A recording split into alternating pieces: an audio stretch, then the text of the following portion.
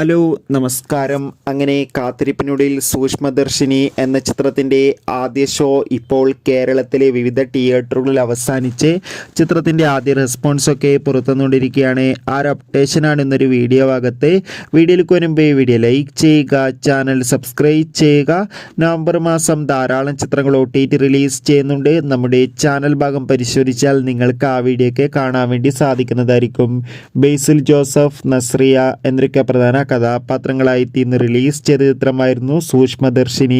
എല്ലാ സിനിമാ പ്രേമികളും ഒരേപോലെ സൂക്ഷ്മദർശിനി എന്ന ചിത്രത്തിൻ്റെ റിലീസിനായി കാത്തിരിക്കുകയായിരുന്നു.